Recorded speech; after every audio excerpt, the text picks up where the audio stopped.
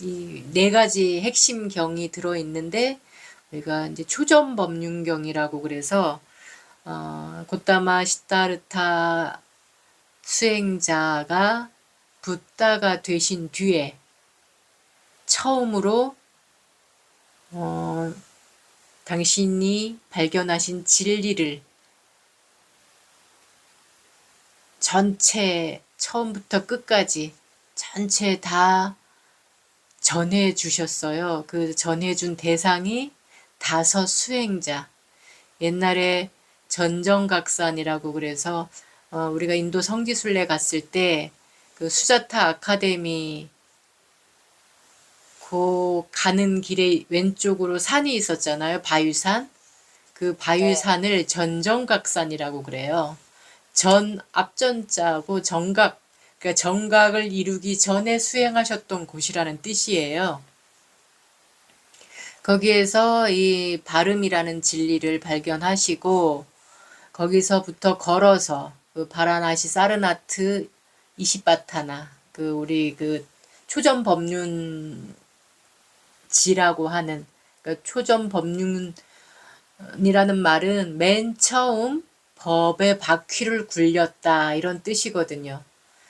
그래서 그 사실 보드가야에서 이 진리를 발견하시고 그 전정각산에서 내려와서 내란자라 강에서 목욕을 하신 뒤 수자타 마을 처녀 수자타한테 우유죽을 얻어 드시고 공양 받으시고 그 힘을 차리시고는 다시 그늘에 가서 쭉 관을 하신 결과 이렇게 하니까 괴로움이 생겼어.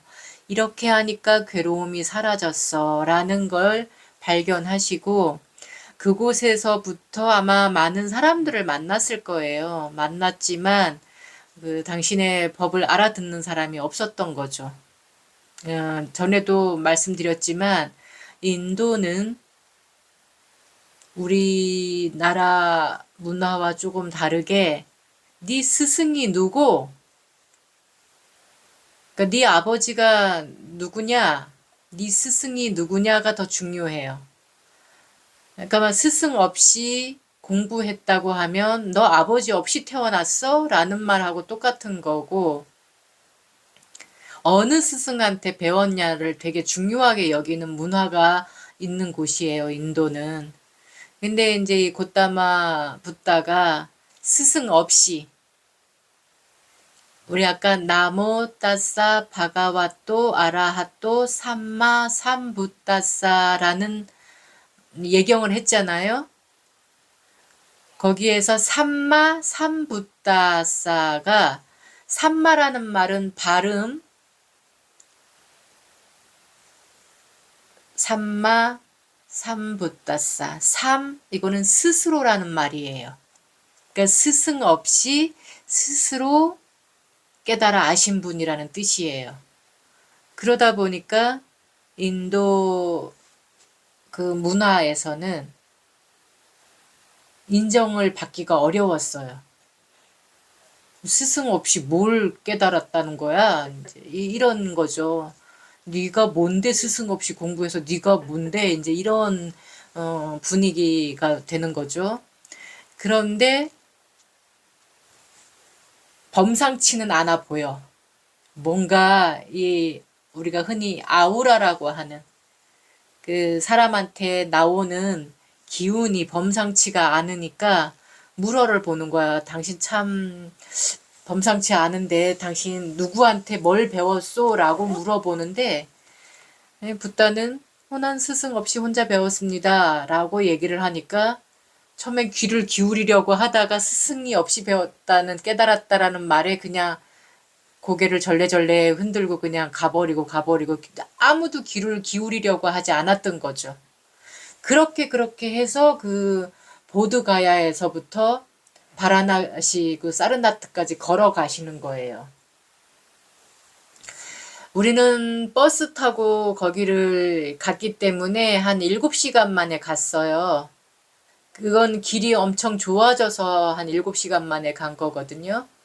근데 이 길을 걸어 우리나라 스님이 지금 그 찻길 따라서 걸어가 보셨대요. 걸어가 보셨더니 한 달이 넘게 걸렸다고 그래요. 근데 그 옛날 2600년 전 같으면은 한 달도 더 걸렸겠죠.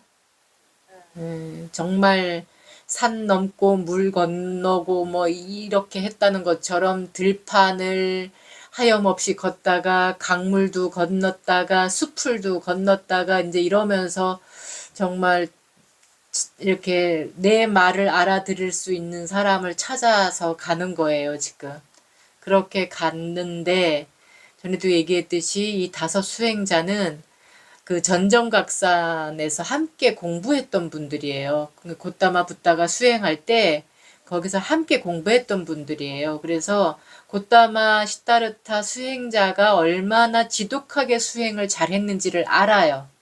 아는데 어느 날 수행을 그만두고 목욕을 하고 우유죽을 받아 먹고 이러는 걸 보면서 쟤 수행 포기했나 봐. 이제 제 옆에 있어봤자 별 볼 일 없겠어. 이러고 떠났던 사람들이에요. 떠나서 그 이시바타나라는 말은 사슴동산이라는 말인데 그 사슴들이 많이 있던 어떤 이렇게 숲이었나 봐요. 근데 그곳은 우리나라의 저 계룡산 같은 곳, 그 도사들이 많이 공부하는 곳을 계룡산에 뭐 도사들 많다고 하잖아요. 그런 것처럼 그 이시바타나는 그런 어떤 수행자들이 많이 모여 있는 곳이었다고 해요. 그래서 이제 곧다마 붓다가 그곳에 가면 말귀를 알아듣는 사람이 있을까 싶어서 찾아가는 거예요. 찾아가다 보니 다섯 수행자도 거기 있는 거예요. 그래서 이제 가까이 다가가니 다섯 수행자가 저기 곧다마 아니야? 우리 아는 척 하지 말자. 쟤 수행 포기했잖아. 이러면서 아는 척 안 하려고 했는데 자기도 모르게 이제 아는 척을 하게 됐어요. 그렇지만 수행을 포기한 사람이 뭔 볼 일이 여기까지 있겠어. 그러고는 이제 무시를 했겠죠. 근데 곧다마 붓다가 계속 간청을 해요. 내 말 좀 한번 들어보라고. 그러니까 무려 3번을 했다고 해요. 그 3번째는 이 다섯 수행자들한테 내가 언제 그대들한테 이렇게 간청하는 일이 있었소? 이렇게까지 얘기하면서 들어보라고 했다고 그래요. 안 들으려고 하니까. 그래서 이제 그러고 보니까 그러네. 진짜 곧다마 시타르타는 우리한테 뭘 부탁한 적도 없고 뭘 간청한 적도 없었지. 그래, 한번 들어는 보자. 한번 들어는 보자. 이제 이러고는 들어봤더니 지금껏 들어보지 못한 어떤 진리를 얘기하는 거였어요. 그게 이제 초전법륜경에 나오는 얘기. 양극단. 세상에는 3가지 진리가 있다라는 것. 그 다음에 3가지 길이 있다. 양극단의 길이 있고 우리가 가야 될 길이 있다. 그 양극단의 길은 바로 욕망의 길. 그 다음에 또 하나는 금욕의 길. 그 다음에 욕망에 치우치지도 않고 금욕에 치우치지도 않는 중도. 8정도를 설하신 게 이제 초전법륜경이에요. 그 다음에 이제 영기경. 괴로움이 어떻게 돌고 우리가 맨날 괴로웠다 즐거웠다 괴로웠다 즐거웠다 뭐 누가 어쩌자 뭐 조금만 기분이 좋으면 헤헤 했다가 뭐 조금만 심란스러우면 괴로워했다가 뭐가 조금만 내 뜻대로 안 되면은 또 막 짜증나고 힘들어 했다가 또 뭐 누가 뭐 조금이라도 먹을 거라도 하나 갖다 주고 뭐 말이라도 뭐 또 막 이렇게 기분 좋게 하면은 또 헤헤 했다가 맨날 고락 하면서 돌고 그 안에서 돌고 있는 거예요. 그거를 알려준 게 영기경. 그 다음에 그렇게 탐진치에 놀아나는 그 상태는 내가 아니다. 꼭두각시다. 라고 얘기하는 무아경. 그 아나따경. 그 다음에가 이제 그러면 아나따 그 꼭두각시가 되지 않으려면 그 괴로움이 윤회하는 그 상태가 아니고 내가 그 상태에서 벗어난 행복한 삶을 살으려면 어떻게 해야 하는지 그 방법을 알려주는 게 바로 이 알아차림이 이끄는 앞장선 경, 요 대념처 경이거든요. 그거를 오늘 이제 마치는 거예요. 그래서 사실 뭐 앞에 이제 이런저런 방법들이 있는데 진짜 중요한 본질은 이거다. 진짜 중요한 것은 이것이다라고 이제 계속 설명을 해 오셨던 거예요. 사람 그 집중 수행의 패단은 우리가 생각을 못하게 한다. 그러니까 어디에 한 곳에 이렇게 집중해서 하는 수행이 있거든요. 집중하는 거는 다른 생각을 못 일어나게끔 그러니까 마음을 묶어두는 역할을 하는 거다. 그러니까 하지만 이 알아차림이라는 것은 마음을 묶어두는 게 아니라 언제 어느 때고 그러니까 앉으나 서나 말하나 밥 먹을 때나 뭐 씻을 때나 뭐 똥 오줌을 쌀 때나 걷거나 눕거나 어느 때고 알아차림을 하고 있는 것이 중요하다. 또 그냥 알아차림이 중요하다니까 그냥 멍하니 그러고 있구나 하고 그냥 집 잘 보고 있어라고 그러니까 그냥 집만 멍하니 바라보는 것처럼 그렇게 봐서는 안 된다. 우리가 호흡 관찰하라 하니까 그냥 일어남, 사라짐, 들어옴, 나감 하고 그냥 들이쉼, 내쉼 이것만 하고 있으면 안 된다. 거기에 욕심이 들어갔는지, 성냄이 들어갔는지, 또는 아무 생각 없이 어리석음이 들어가 있지는 않은지, 요거까지를 살피는 것이 진짜 알아차림이다. 이런 것을 계속 이제 강조하고 얘기하신 거였어요. 그래서 166페이지에 보면은 불행하게도 지금은 부처님이 말씀하시지 않은 걸 가지고 이게 부처님이 말씀하셨어 라고 그걸 진리라고 알고 있는 사람들이 더 많다는 거예요. 그게 뭐냐면 세상 사는 일은 인생은 나는 무상한 것이요 이렇게 얘기하는 거. 그거는 이제 요소의 진리, 그 빠라마타 사자라고 그래서 요소의 진리, 이 자연 성품을 알게 하는 것. 모든 만물은 생멸하고 있다는 거. 우리 인간도 끊임없이 이 세포가 생멸하고 있고, 어제의 내가 지금의 나와 다르다는 거. 이름이 내가 아니고, 이 몸뚱이가 내가 아니고, 이 머리가 내가 아니고 이 손가락이 내가 아니고 무엇을 나라고 할 것인가 이런 식으로 자꾸 파고드는 가르침이 요소의 진리인데 이 요소의 진리를 부처님의 진리로 알고 있는 사람들이 많다는 거예요. 대부분이 다. 그래서 그게 아니다. 요소의 진리는 말 그대로 그냥 자연 성품은 그러니까 그게 진리가 아니라는 소리가 아니에요. 진리는 진리인데 부처님의 진리는 아니라는 거예요. 곧다마 붓다의 진리는. 그럼 곧다마 붓다의 진리는 뭔데? 그거는 우리가 흔히 업보라고 얘기하듯이 업의 진리예요. 행위의 진리. 내 행위, 업에 따라서, 내 행위에 따라서 고가 생기기도 하고 사라지기도 하는 거지. 마치 태어나기 이전에 내가 뭘 잘못 지어서 지금 그 과보를 받는 거, 이런 게 아니라는 거예요. 내가 어떤 생각을 하고, 어떤 말을 하고, 어떤 행동을 하느냐에 따라서 지옥 중생도 됐다가, 천상 중생도 됐다가, 축생 중생도 됐다가 아귀 중생도 됐다가 사람도 됐다가 한다라는 거예요.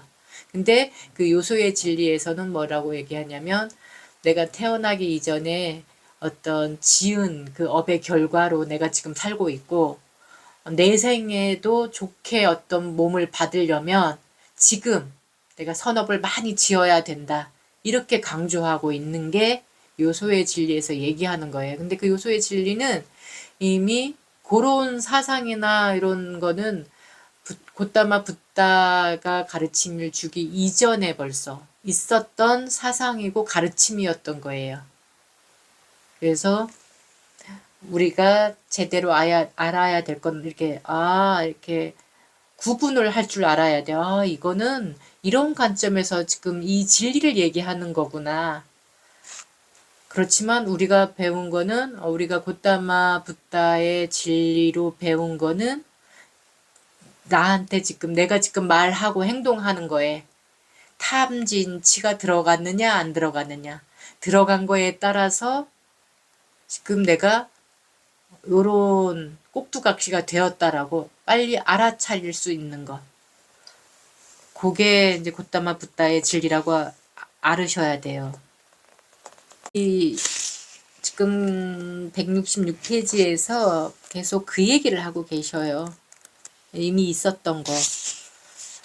그 170페이지 보면 우리가 흔히 호흡 알아차림을 하는데 그 호흡 알아차림을 미얀마, 이건 지금 미얀마 실정을 얘기하는 건데 미얀마 스님들이 이 호흡 알아차림을 어떻게 하고 있는지 그 문제점을 지적하고 계시는 거예요.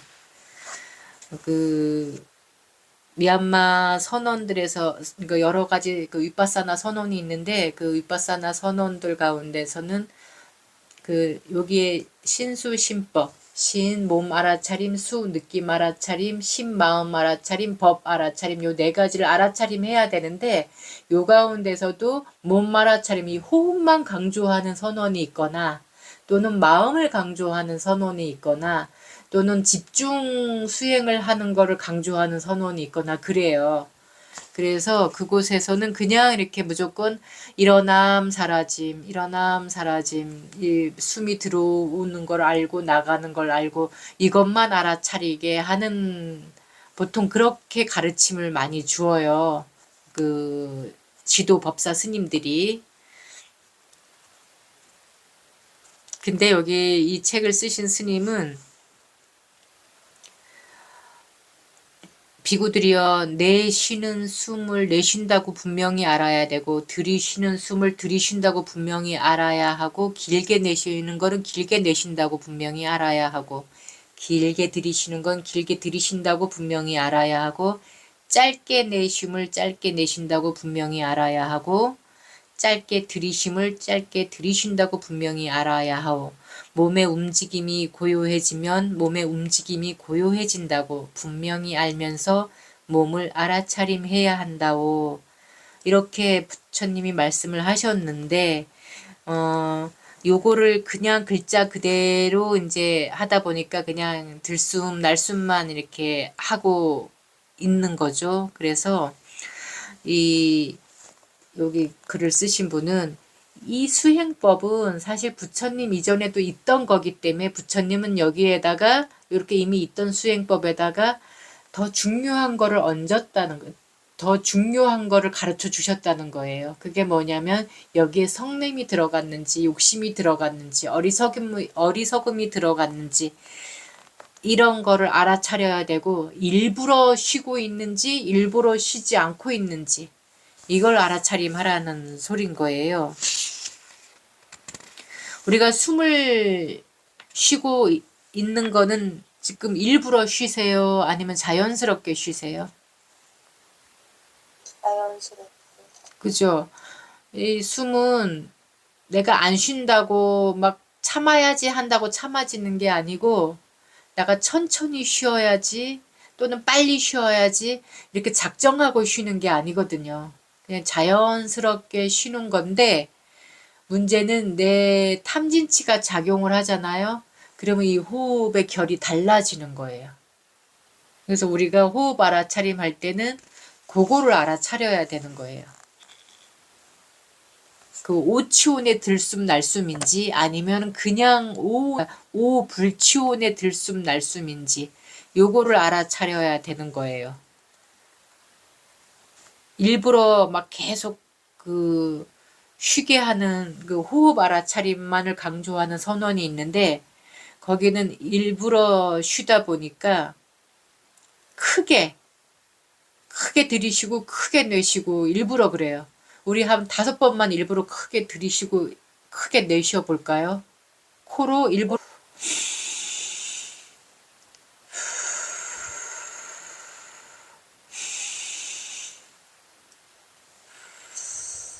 이거를 계속 1시간을 한다고 생각해 보세요. 머리 아파.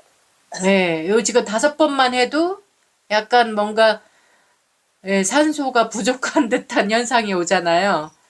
정말로 일부러 이걸 1시간씩 하루 막 오랫동안 하시는 분은 상기병이 와요.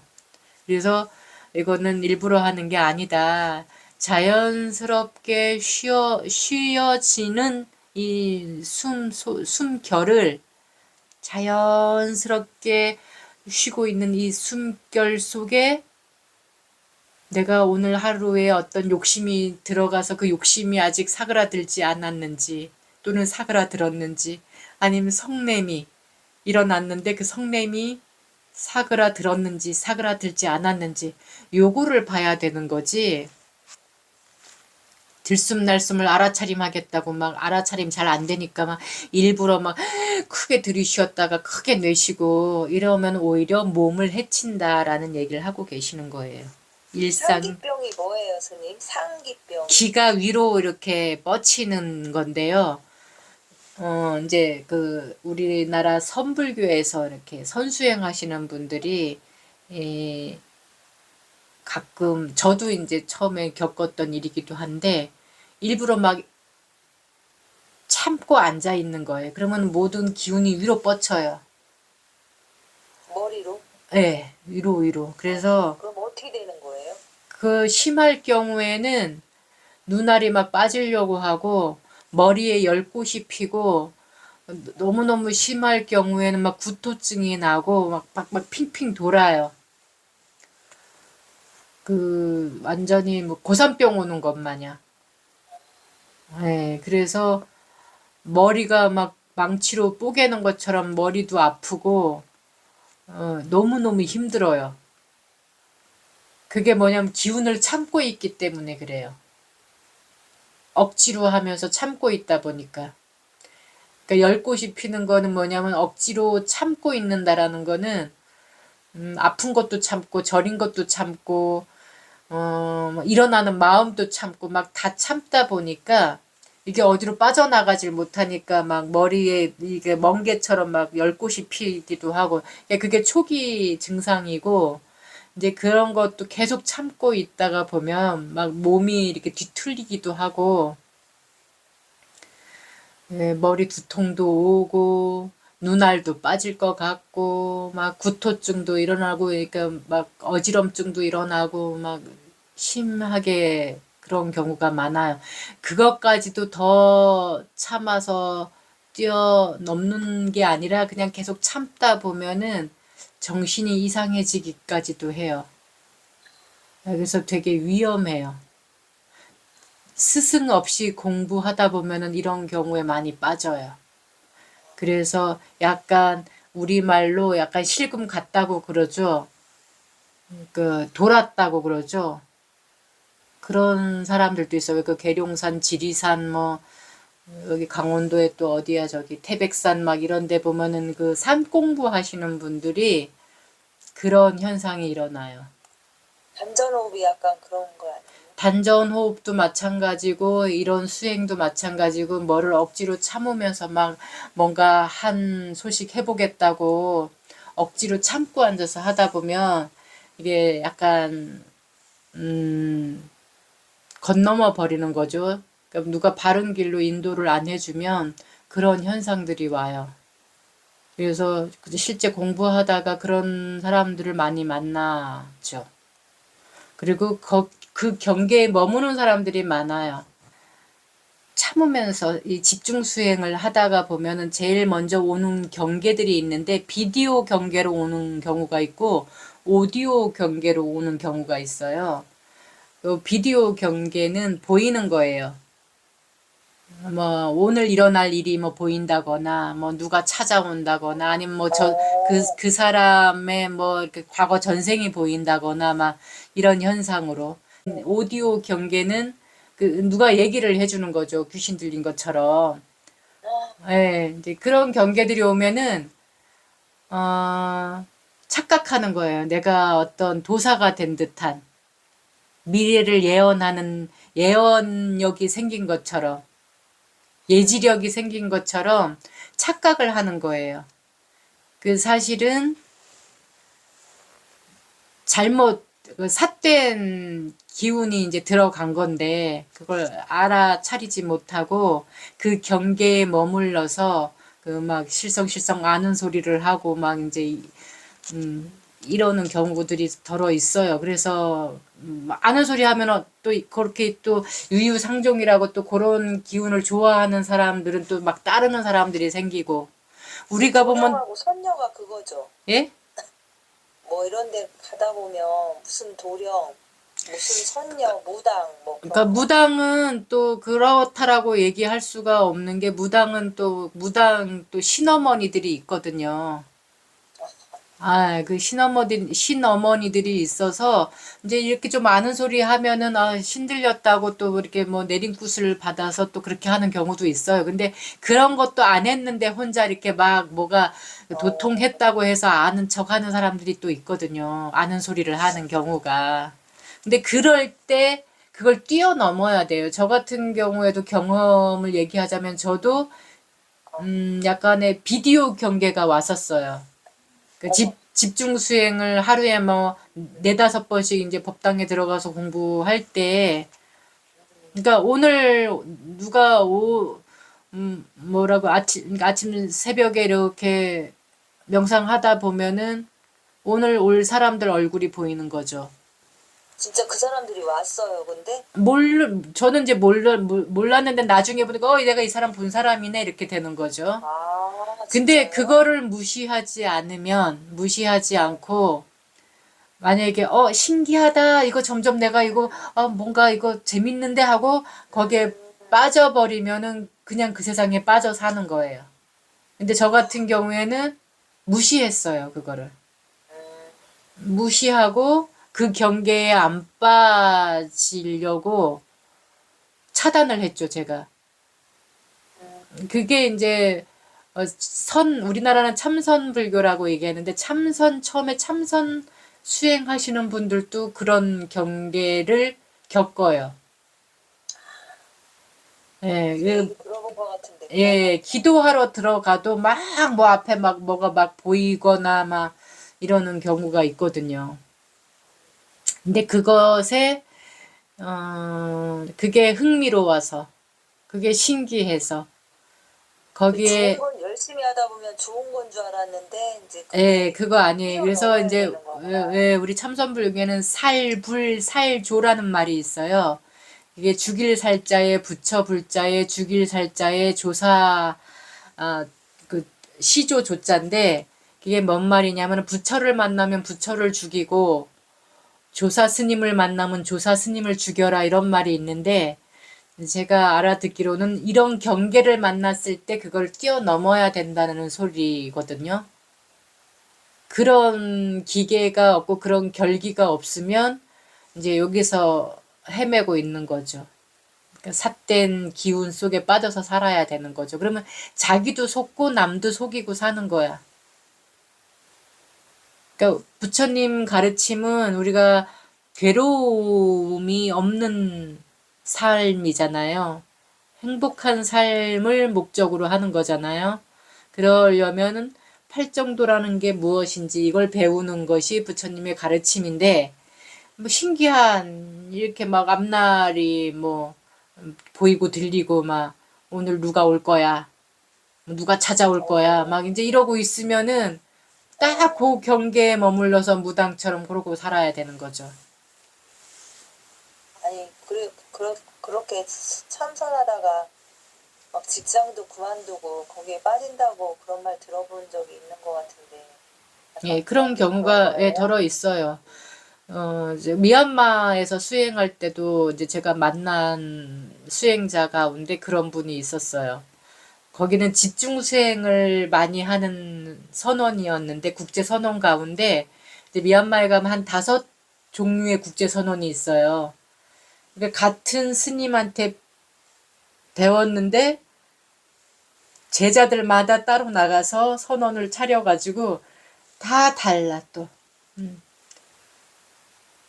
같은 마하시 스님한테 배웠는데도 이 마하시 스님 제자들이 또 나가서 무슨 선원 무슨 선원 무슨 선원 해갖고 또 이름이 달라요. 뭐 이런 경우도 있고요. 아무튼 그래서 외국에서 온 수행자들이 찾아가는, 그러니까 외국 사람들한테 좀 알려진 선원들이 5군데가 있는데 그 가운데 우리 한국 수행자들이 좋아하는 그 선원이 있어요. 국제 선원이 집중 수행을 많이 하는 곳이에요. 한 8시간 정도씩 막 앉아 있는 거야. 집중 수행 때는. 근데 우리나라 수행자들이 좀 앉아 있는 걸 잘해요. 다른 보통 선원에서는 1시간 좌선, 1시간 경행. 그러니까 1시간, 그러니까 앉아 있으면 1시간은 걷는 행선을 하고 좌선을 1시간, 행선을 1시간 이런 식으로 하는데 그 수행처는 집중 수행 기간 동안은 막 하루에 8시간 이상씩 막 앉아 있는 거예요. 좌선만. 어떻게 그렇게 하죠? 그러다 보니까 이제 그런 약간 이상한 경계에 부딪히는 수행자들이 이제 생기는데 한국 수행자 가운데 이제 그런 수행자가 있었던 거예요. 갑자기 수행하다가 뻘떡 일어나서 으하하하하하 나는 아라한이다 막 이제 이러고 예 나는 대아라한이다 막 이렇게 이제 소리를 지르면서 예 그래서 예, 그 수행처에서 이제 쫓겨나서 다른 수행처에 왔는데도 그 경계에서 못 벗어나서 계속 나는 아라한이다 이제 이러면서 상식으로 생각할 수 없는 행동을 막 하고 있는 거예요. 그게 호흡을 잘못해서 그런 거예요? 어떻게 다 그렇게 막 그러니까 집중 수행을 하다가 어떤 경계에 빠진 거죠. 그러니까 우리가 그런 거예요. 우리 왜 애기들 다 키워 보셨으니까 알지만 애기들이 집중력이 약하잖아요. 예, 뭘 하라고 그러면은 요거 1시간 해 그러면 1시간 안 하고 그 1시간 가기 전에 뭐 게임을 한다거나 뭐 장난감을 갖고 논다거나 해갖고 거기에 빠져갖고 1시간을 어떻게 보내는지 모르는 것처럼 이 수행자들도 1시간 동안 이제 뭐 알아차림을 해야 되는데 그 알아차림 하다가 어떤 재미있는 경계에 빠져서 본인이 집착하는 경계에 빠진 거예요. 그래서 엉뚱한 경계에 들어가 있는 거죠. 이 마음 세상 속에.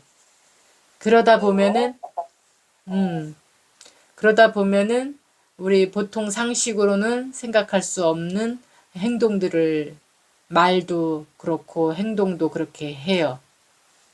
신기하네요. 어떻게 그렇게까지 많아요. 우리 한국에 내가 직접 한국에서 만나본 사람 가운데도 이제 그런 사람이 있었는데 내가 그 책에도 썼지만은 한 30대 초중반의 여인이었는데 얼굴이 까매 그냥 무슨 병에 걸린 사람처럼 네. 그냥 얼굴이 그냥 이렇게 되게 까무잡잡이 아니라 그냥 이렇게 어두운 기운 까매요 그냥.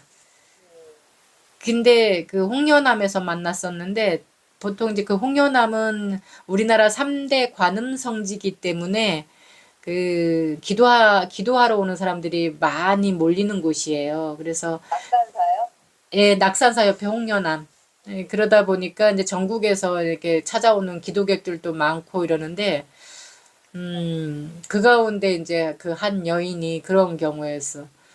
거기에 오는 스님이 됐던 수행자가 됐던 막 삿대질하면서 이제 막 뭐 가르치려 큰 소리를 막 쳐요.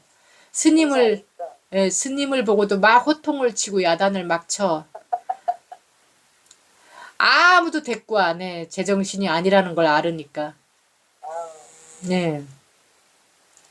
뭐라고 그랬냐면은 그때도 막 지나가는 스님 잡고도 내가 원효를 만나고 왔는데 원효 그놈이 말이여 막 이러면서 어, 이런 식이에요. 그러면서 너도 수행 똑바로 해! 막 이제 이런 식으로. 어, 예. 그리고 막 아무나 잡고 막 그렇게 호통치고 야단치고 막 그래요. 근데 참 신기한 게 또 어떤 사람들한테는 안 그래요. 어, 어떤 사람들한테 또 아주 얌전해요. 근데 어떤 그러니까. 사람들한테는 막 그냥 뭐 다짜고짜 막 야단을 치고 막 그래요. 그러니까 얌전하게 할 때는 멀쩡한 것 같은데 또 막 아무나 잡고 또 막 그러고 있으면은 저 사람 이상한 것 같아 이제 이렇게 되는 거죠. 그러니까 사람들이 슬슬 다 그 사람 피해 갖고 다니는 거예요. 그런 얼마나 경우들이 많아요. 혼자 얼마나 공부하다 보면. 진정되면 그렇게 되지? 네, 그래서 스승 없이 공부하면 그렇게 되는 경우가 수없이 하면 많아요. 예. 그래서 아마 인도에서도 이제 스승 없이 공부하는 걸 위험하게 여기고, 뭐 스승이 있다 하더라도 스승이 제대로 바람직하지 못하면은 이상해지지만, 어쨌든, 우리 마음 공부라는 거는 그렇다라는 거죠. 그래서 왜 인도는 더군다나 이랬냐면은, 여기도 나오지만, 요가라는 말 있잖아요. 그 요가라는 게 오늘날 우리 한국에서는 뭐 건강을 위해서 또는 근데 사실 인도에서의 요가라는 말은 일부러 몸을 괴롭게 하는 모든 것들은 다 요가예요. 다 요가기 때문에 상상할 수 없는 어떤 행위도 다 요가거든요. 그래서 그리고 정신문화가 발달된 곳이라서 모든 것이 다 요가이기 때문에 이제 요가 학파라는 말까지 어, 나왔고 이미 이런 정신 문화의 어떤 가르침들이 막 있었던 상황이기 때문에 붓다께서는 그것을 강조하지 않았다는 거예요. 진짜 중요한 거는 늘 여기에 욕심이 들어갔느냐, 성냄이 들어갔느냐, 어리석음이 들어갔느냐를 알아차리는 게 중요하다라는 거. 그것을 빼려고, 그것을 소멸하려고 하는 것이 우리가 해야 될 수행이라는 거. 이 수행이라는 말은 다른 게 아니라 우리가 갖고 있는 업식, 잘못된 안 좋은 버릇, 저절로 그냥 나도 모르게 하고 있는 안 좋은 버릇, 요것을 바꾸는 것이 수행이거든요. 그래서 이 욕심이 들어갔느냐, 안 들어갔느냐를 알아차림하는 거는 사실 거친 거는 남들도 알아요. 저 사람 화났다. 저 사람 지금 욕심 부리고 있어. 거친 건 알아요. 근데 미세한 건 잘 몰라요. 예, 그래서 본인만이 그거는 알 수 있기 때문에 혼자 있을 때는 고요하게 자기 마음을 들여다보는 시간을 가져야 되는 거예요. 하루 일과를 마무리할 때 내가 오늘 낮에 어떤 일이 있었는지, 어떤 말을 하고 있었는지, 어떤 행동을 했는지 이렇게 살피는 시간을 갖는 것. 그 말과 행동을 하는 동안에 내가 욕심을 부리진 않았는지, 성을 내진 않았는지, 아무 생각 없이 어리석은 상태로 하진 않았는지, 이런 거를 이렇게 한번 관찰해 보는 거. 우리가 한 달에 2번 마음곡간 살피는 날 해서 이제 제가 옆구리 찔러 드리고는 있지만 사실 날마다 해야 될 부분이에요, 이거는. 날마다 날마다 순간순간 살펴야 될 부분이거든요. 그래서 이 사람의 이 탐진치에 따라서 말과 행동이 달라지는 거는 우리가 잘 알잖아요. 거친 것은 그렇게 남들도 알 정도로. 근데 자신만이 아는 그 미세한 거, 그거는 이제 호흡에서도 많이 보이거든요. 이 숨을 이렇게 가만히 관찰하다 보면 사실 건강도 체크가 돼요. 탐진치가 들어갔는지 안 들어갔는지 그 정신 건강도 챙길 수가 있지만 몸 건강도 챙길 수가 있어요. 왜냐하면 감기가 걸렸다거나 뭐 몸살이 났다거나 뭐 어디에 열이 나고 있다거나 어디에 염증이 있다거나 이러면은 숨결에 그 열감이 느껴지거든요. 네, 그래서 이 호흡을 또는 가만히 앉아서 이렇게 내 몸을 살피고 있다 보면은 내 건강 상태도 체크하기 때문에 요거를 날마다 시시때때로 틈날 때마다 이 알아차림을 가만히 하고 있는 거는 내 몸과 마음의 건강을 챙기는 일도 된다. 이렇게 알고 계시면 되겠습니다. 알아차림의 올바른 방법은 제가 계속 지금까지 하고 있었지만 175페이지, 176페이지, 177페이지 알아차림의 올바른 방법이라는 것은 다른 게 없습니다. 그냥 좀 전에 계속 얘기했지만 일거수일투족 앉거나 서거나 걷거나 말하거나 먹거나 쉬거나 뭐를 하던 간에 씻을 때도 마찬가지고 빨래할 때도 설거지할 때도 밥할 때도 청소할 때도 길을 걸을 때도 무엇을 하던 간에 일거수일투족 나의 일상생활 속에서 계속 알아차림은 해야 된다. 그러면서 그 안에 진짜 보아야 될 것은 여기 욕심이 들어갔구나 안 들어갔구나. 근데 그렇잖아요. 우리가 빨래를 개키는데도 아무 생각 없이 개킬 때도 있고 밥을 하는데도 아무 생각 없이 그냥 몸이 기억하는 대로 하는 경우가 있잖아요. 근데 밥할 때는 사실 밥하는 일에만 정성을 들여야 되고 누가 상대방하고 말할 때는 상대방한테 집중해서 말하는 것에 정성을 들여야 되고 청소하는 데는 청소할 때, 운전할 때는 운전하는 것에 이렇게 마음을 기울여야 되는 것이 곧 알아차림이거든요. 근데 우리는 밥할 때는 어디 가는 거 생각하고 있고, 운전할 때도 벌써 누구하고 만나고 있는 거 생각하고 있고, 마음이 거기에 안 있다라는 거예요. 그러니까 마음을 지금에 자꾸 데려다 놓는 것, 이게 알아차림의 기본이에요. 그래서 탐진치가 들어갔으면 지금 마구니가 들어왔구나 이렇게 얼른 알아차리고 아니야 넌 저리 가 나는 지금 요걸 해야 돼 하고 지금에다가 정성을 기울일 줄 아는 거. 그러면서 숨어있는 낄레사 이 숨어있는 번뇌 이 번뇌도 우리가 이 무의식과 잠재의식 속에 숨어있는 이 번뇌들이 있어요. 숨어있는 욕심과 성냄들이 있거든요. 그 느낌이 저장해갖고 좋다 싫다 우리가 흔히 트라우마라고 하는 것들도 사실은 이 숨어있는 번뇌거든요. 이 우리가 이 아리아사자로 보면은 오늘날은 무슨 트라우마 이런 걸로 얘기하지만 사실은 숨어있는 번뇌예요. 그래서 이 숨어있는 번뇌에 놀아나지 않도록 그 미세한 거, 이 일거수일투족에서도 미세한 것까지 다 알아차림할 줄 알아야지만 나중에 이 숨어있는 것까지 알아차릴 수가 있어요. 그래서 이 숨어있는 번뇌는 예전에 제가 뱀 그려가지고 이렇게 설명해 드린 적 있잖아요. 그 일어나는 가래, 움직이는 가래, 잠자는 가래 해가지고 이렇게 알려드린 적이 있는데 이 무의식과 잠재의식 속에 얘네들은 있기 때문에 대상과 상황 그 어떤 그 환경 조건이 안 맞으면 안 일어나요. 그냥 어디 구석에 처박혀 있어요. 그래서 있는지조차도 사실 잘 몰라요. 그런데 어떤 대상과 상황 그런 환경 조건이 되면 얘가 이렇게 확 튀어나오거든요. 확 튀어나와갖고 자기도 모르게 휘둘림을 당할 수가 있어요. 그래서 우리의 궁극의 목적은 그 무의식과 잠재의식 속에 있는 번뇌까지 다 소멸하는 것이어야 돼요. 그게 우리의 마침내 이루어야 할 목적인 거죠.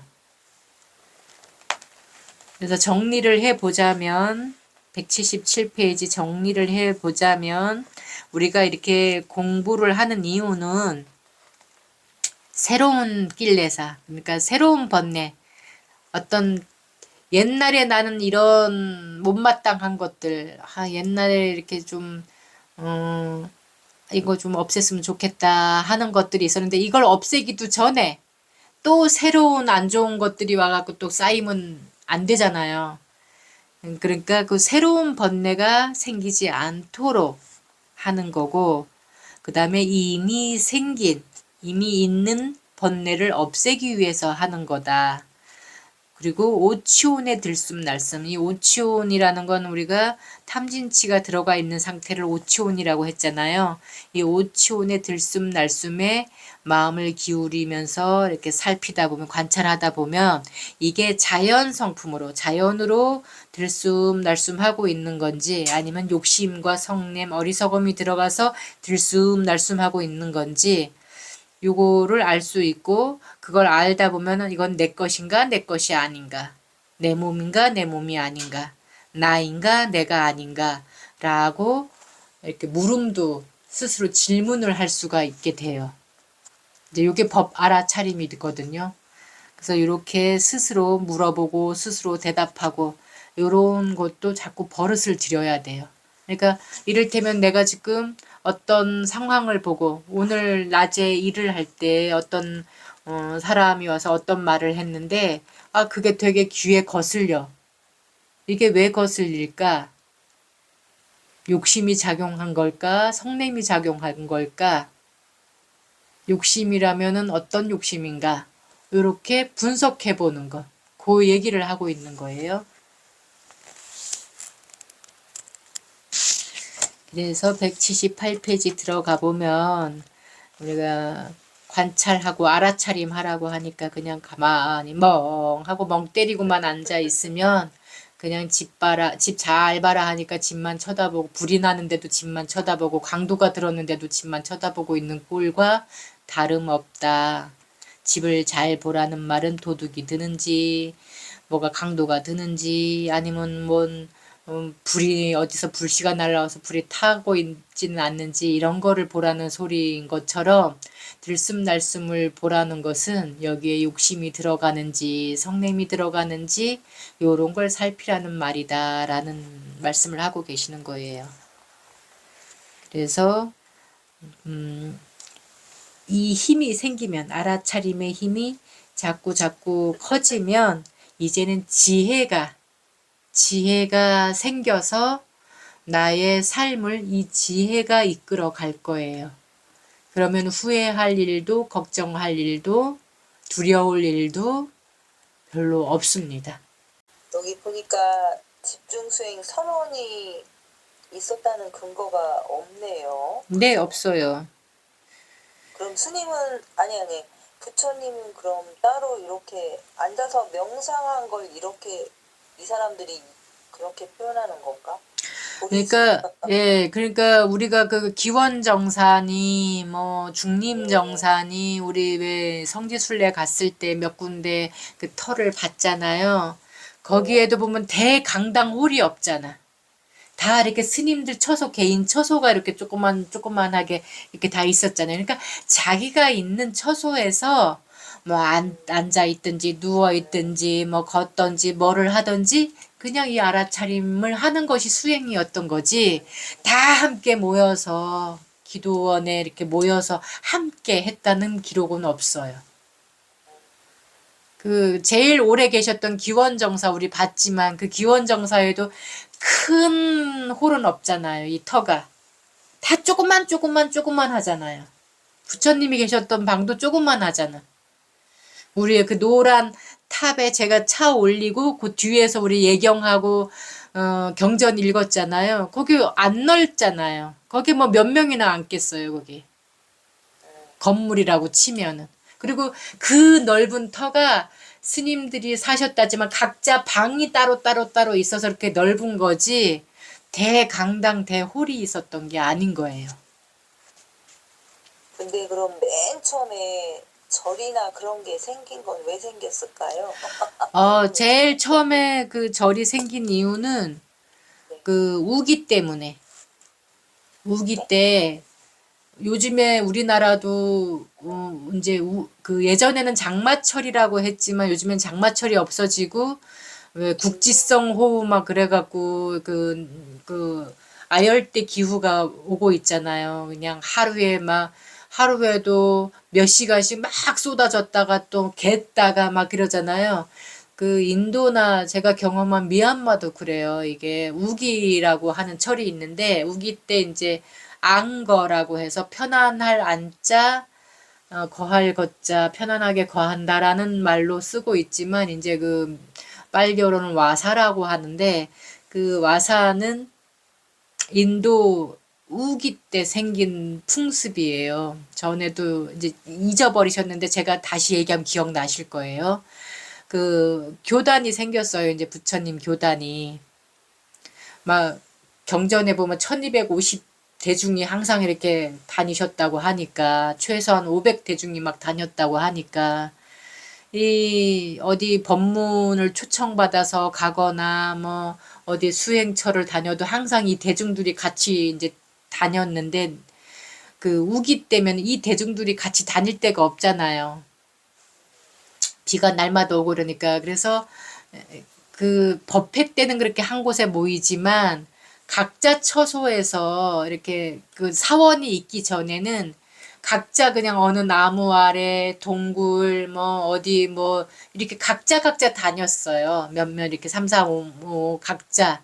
그러니까 어느 숲에 들어갔다 그러면 각자 그냥 이 나무 저 나무 아래 이렇게 이제 앉아 있고 있는데 탁발을 가려면 그 정해진 곳으로 가는 게 아니고 이제 이 그 한 집에 그 500 대중이 다 갔다고 생각해 보세요. 안 되잖아요. 그러니까 이 마을 저 마을 나눠서 가는 거죠. 근데 비가 올 때면 그 비를 쫄락 맞고 다녀야 되니까 비를 피해서 뭐 동굴 속에서도 들어갔다가 볏짚가리 속에도 들어갔다가 뭐 나무 그늘 아래도 그러니까 비를 피할 수 있는 곳에 막 이렇게 들어가 있다가 비가 그치면 이제 나오는 거예요. 근데 어느 우기 때 이제 어느 스님이 탁발을 가다가 비를 만나니까 이제 볏짚가리나 막 이렇게 동굴 같은 데 이렇게 들어가 있다가 비가 그치니까 이제 나온 거예요. 나왔는데 마을에 살던 그래서 아기가 떨어질 뻔했다고 우리가 깜짝 놀라면 애 떨어질 뻔했네 하듯이 아이고 애 떨어질 뻔했네 이제 하듯이 이제 그런 일이 생겨서 부처님한테 가서 이제 얘기를 해요. 이런 일이 있었다고.